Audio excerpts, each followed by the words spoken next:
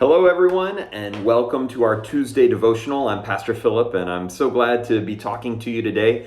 I wanted to take a few minutes and talk through this idea of forgive one another that Pastor David talked about on Sunday. He did a wonderful job. If you haven't listened to his sermon from Sunday, please go check that out. But I wanted to take just a few minutes and dive into this idea of forgiveness.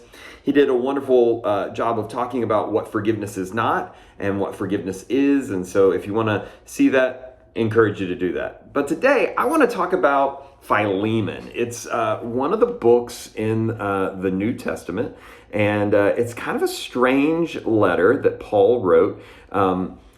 It doesn't kind of follow the same trajectory as the other letters. It's written to an individual. It's written to a man named Philemon, and so it's not written to a church. It's written to an individual, and it's written about something, not just an overall, hey, there's a problem in your church, let me talk to you. It's written about a situation. In fact, it's written about this man named Onisius, and Onisius was a slave in Philemon's house.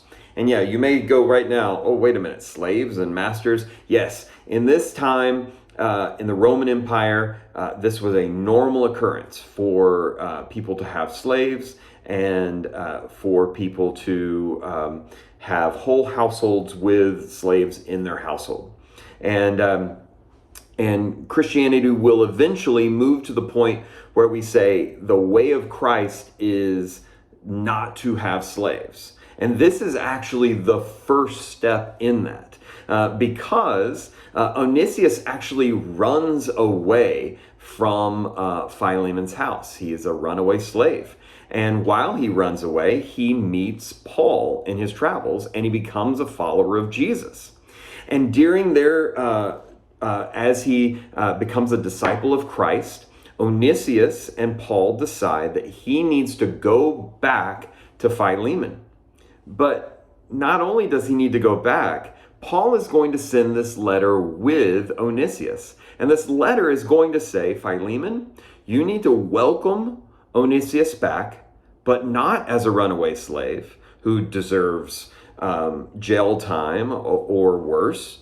You need to welcome him back as a fellow brother in Christ, a free, on the same level, brother of Christ. And so not only are we calling Philemon to forgive Onisius, we're calling them to not only forgive, but to be unified in that forgiveness. How does that happen?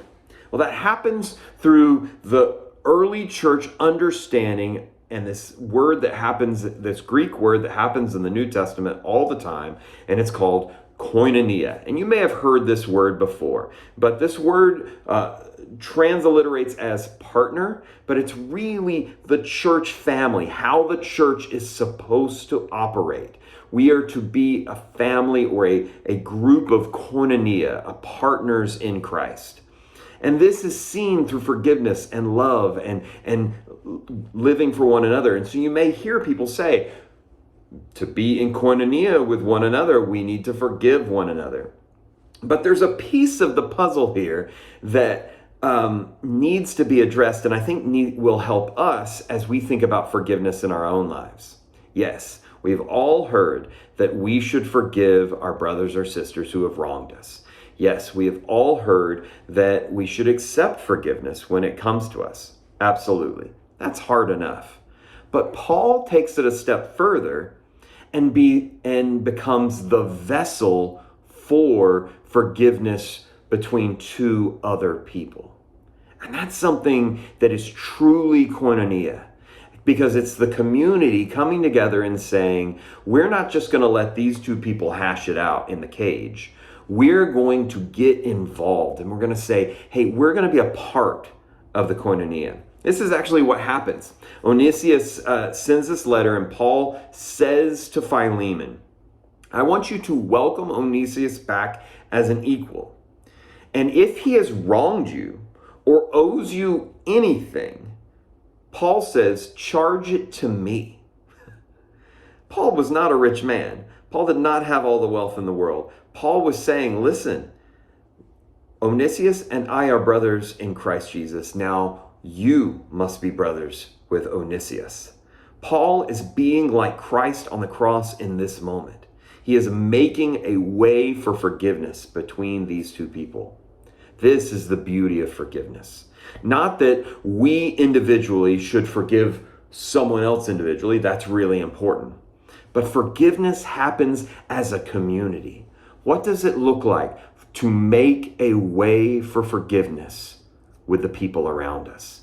The next time we see someone angry with someone else in the church community, do we turn our heads? Do we say, "Oh, I'm going to stay out of that one"?